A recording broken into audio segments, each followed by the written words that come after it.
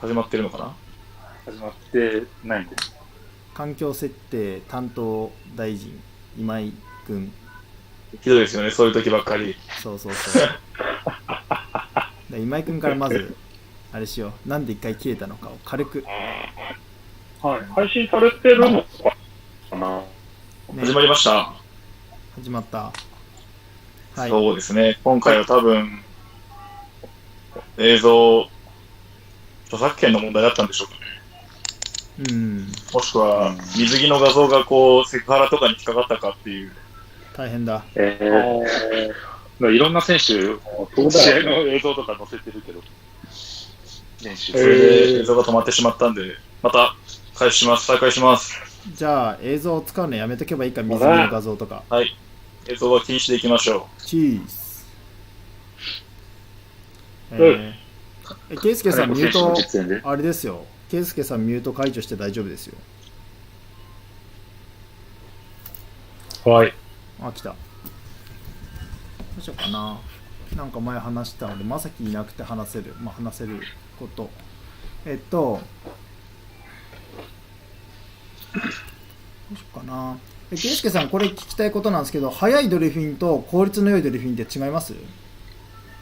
前こういう話した時に気になったんですけど。速いドルフィンと効率がいいドルフィン？って違う？違う。どういうふうに？だって、結局、速いっていうことは効率を犠牲にしてでも速くすることができるから、まあ、だって、すごいなんか、単純な話さ、なんか、こんな人いないけど、例えば、1秒間で足先がキックが4回打てるとか、5回打てるとかいう能力が身についたら、多分それは早く泳げるんだよね。物理的にっていうか、単純に、推進力を生む回数が増えるから、短い時間の中で。そういう意味では、ただただ速くするっていう意味では、そういう動きはそういう動作はあると思う。で、効率がいいっていうのは結局、一蹴りでどれぐらい進むかとか、どれぐらいのスピードが出せるかっていう話なので、やっぱそれは、イコールではないよねっていうふうに思います。レースの中では、結局ドルフィンキックを使う局面は限られた局面だと思うから、その中で速さを求めるのか、少ないエネルギーで速いスピードを出すっていうような効率を重要視した動きを身につけていくのかは、その人の目的次第なところがあると思います。今ちょっと戻ったんですけど聞こえますか？あ、きれいきれい。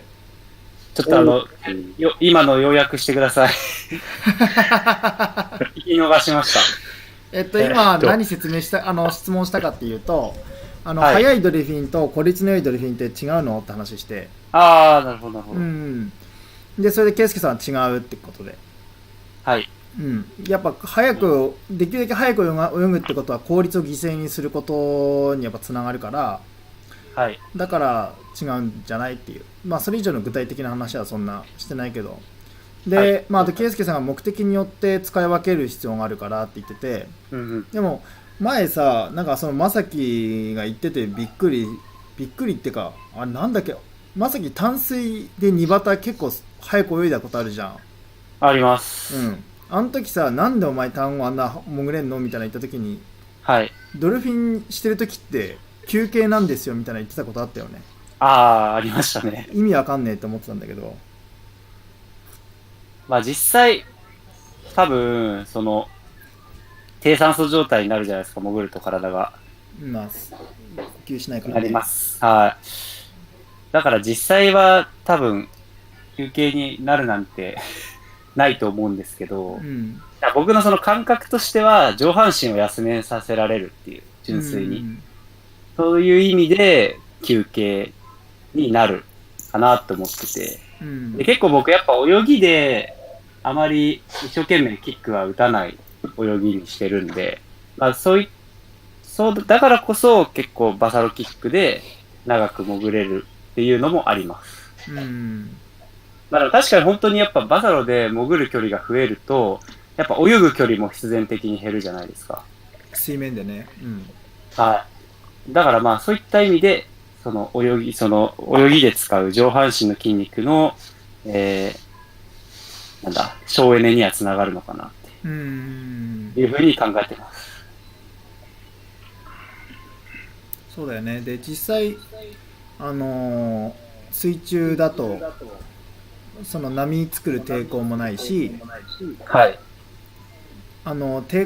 おそらく普通に水面で泳ぐ他の泳ぎよりも、水面で泳ぐドルフィンキックもそうと比較してもそうだけど、水中で泳ぐドルフィンキックはエネルギー消費量が少ないか分かんないけど、抵抗少ないから、多分そうです。その分楽に早く進むことは可能かな。そう前に進むために少ない推進力でも前に、同じ速度達成できるとかね。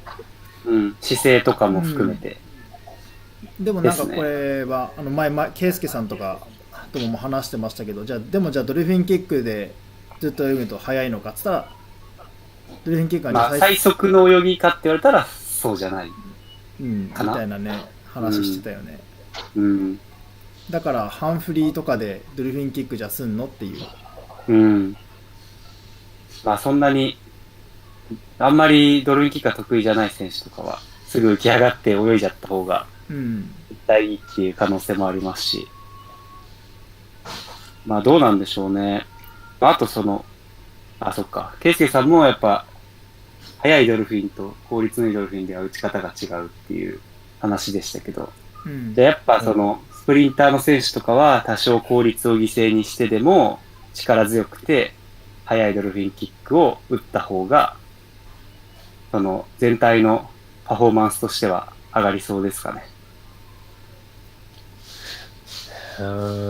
それは難しいよね。結局泳いだ方が速度が速いのであれば、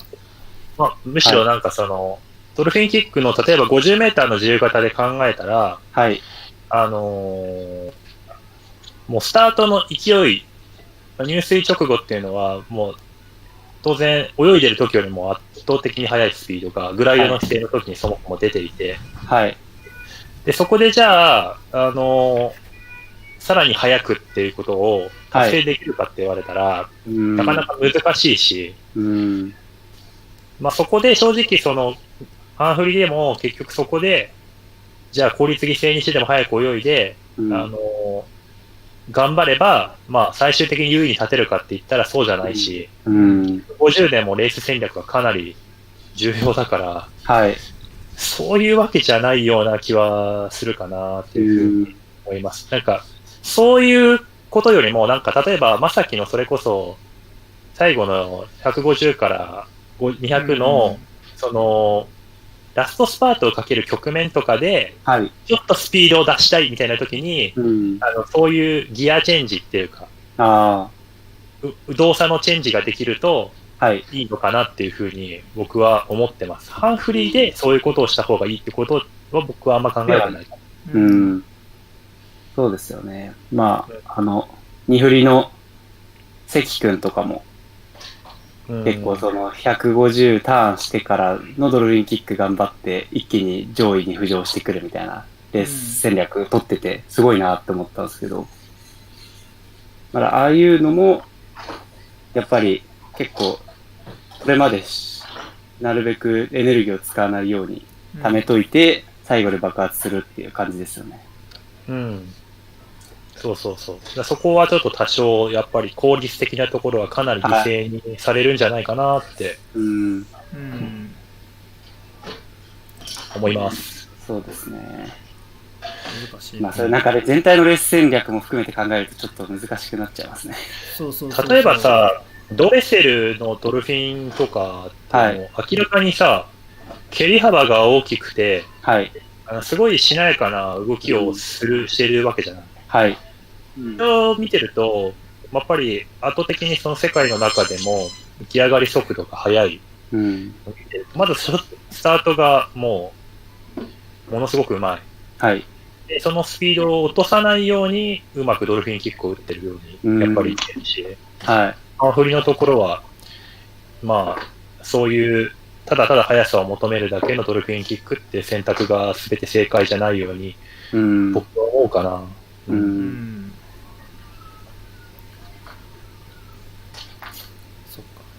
山崎コーチ、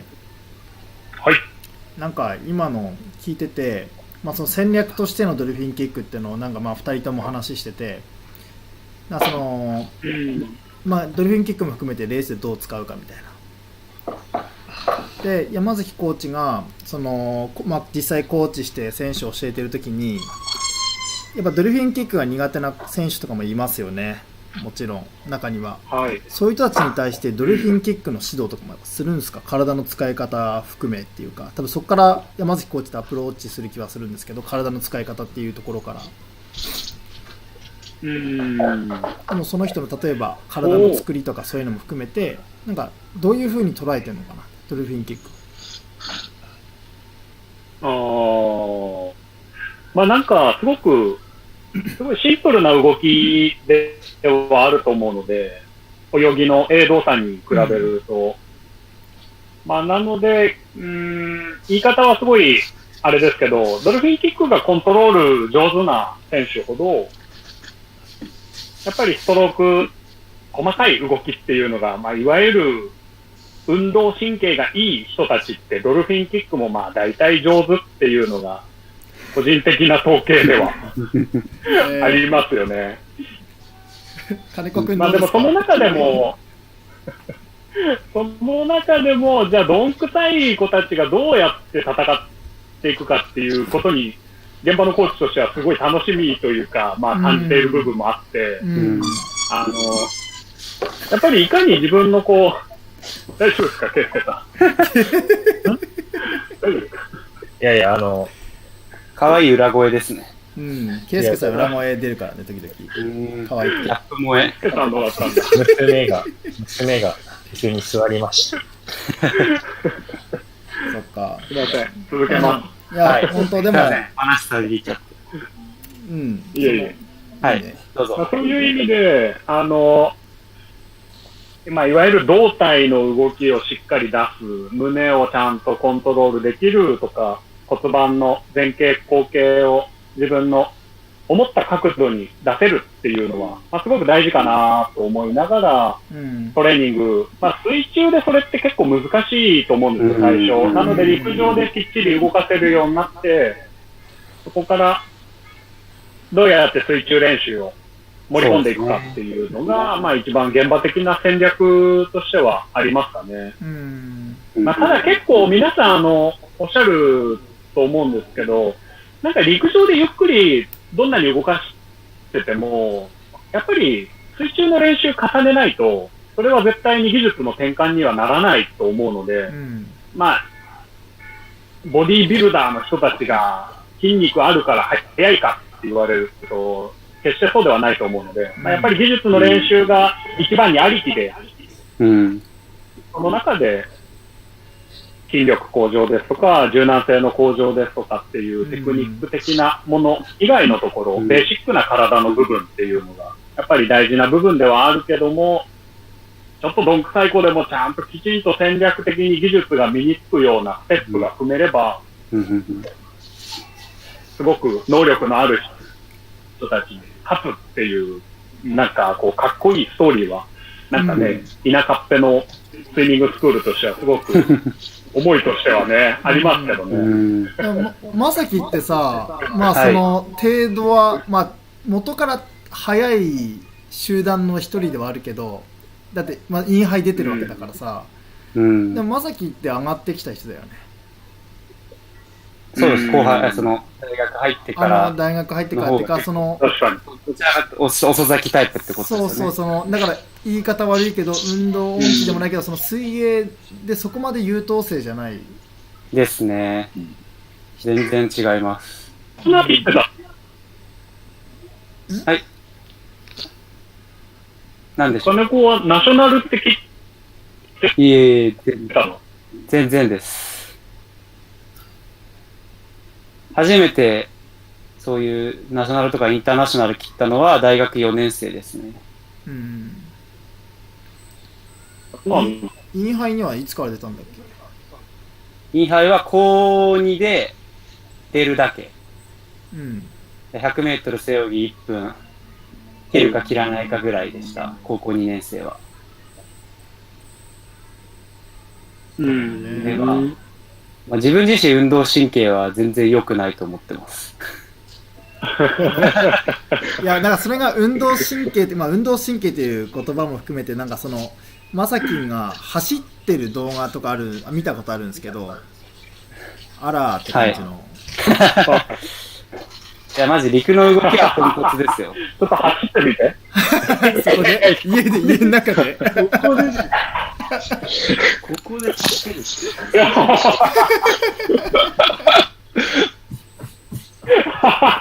もうわかる。ありがとう。わかった、ありがとう。どんくさいみたい。コメントが荒れそうな。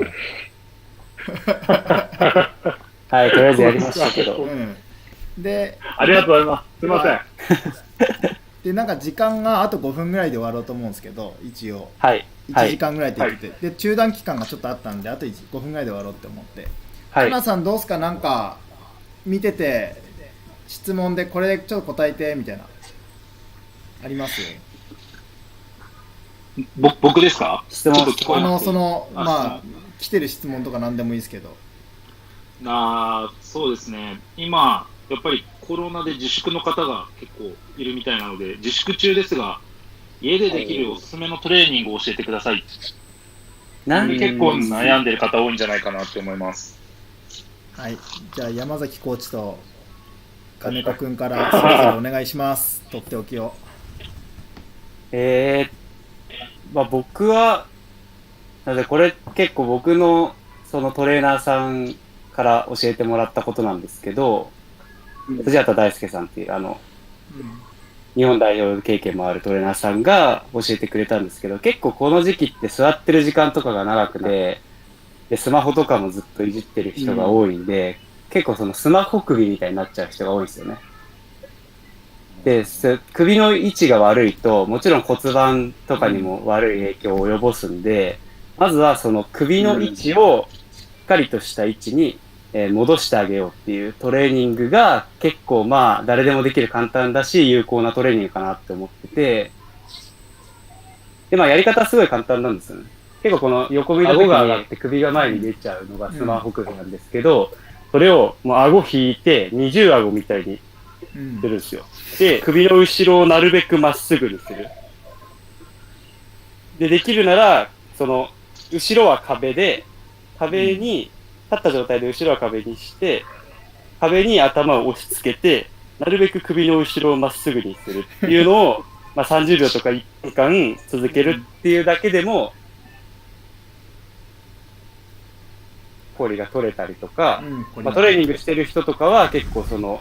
肩甲骨の動きが良くなったり、背中の筋肉が使いやすくなったりとかするんで、まあなんか、何やるにしても、まずこういう姿勢を一回整えるための、この、首矯正トレーニングみたいのをやるのはいいかなって思います。ありがとうございます。では、山崎コーチ、今の、山崎コーチのとっておきのそのトレーニング方法の前に、今金子くんが言ってたこの首のやつ、それって、山崎コーチ、まあ、体のその作りとか見てる専門の山崎コーチからするとどういうやっぱ意味があったりとか、具体的に言うと何がいいですか、首のやつ。まあアプローチの仕方って多分いろいろあると思うんですけど、その首の骨、頸椎の部分から引いてつられて胸が上がって骨盤が、まあ、内臓のこの胸郭の部分が開くっていうのが多分連鎖的にはあると思うので、まあ、そういう意味では意識がしやすいこの首の部分っていうのはすごくコントロールしやすい部分なので、とても有効だなぁと今聞いてました。はい、逆のアプローチもあると思ってて、足の、まあ、上からじゃなくて下からのアプローチもきっとあると思うので、骨盤ですとか足の裏しっかりマッサージして先っぽの方の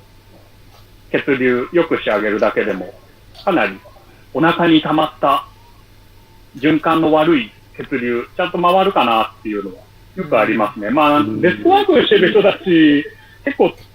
机の下とかにゴルフボールを置いてずっと1時間2時間足裏コロコロしてたり健三君とかもきっとやってるとは思うんですけど、腰悪い人たちは。はい。僕ずっとバランスボールに乗ってこのビヨンビヨンしてるんで、はい、落ち着いてるのは苦手なんですよ。なんか揺れてるな。そうそうバランスなのでそういうのがありますね。でも今言ってたなんかそのまさきが言ってたこの首っていうことは意識しやすいところだけど、その影響でその今大事って言われてこの胸郭を広げたりとかっていうのはすごい大事だなと思うんですよね。やっぱここ肺のところがちっちゃくなると呼吸も浅くなるし、体全体になんかやっぱ悪影響を及ぼす感じがするんで、なんかそのまさきのやってるような意識しやすいことが結果的に胸郭を広げるとかにつながるんだったら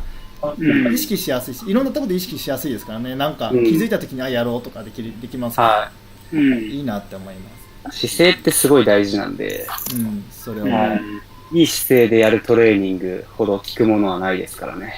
はい。どんな言葉？いい言葉。いい言葉いただきました。ありがとうございます。じゃあ、山崎コーチ何かあります？そのトレーニングの。なかったらそのままもう終わりにしようかなと思うんですけど。どっちでも。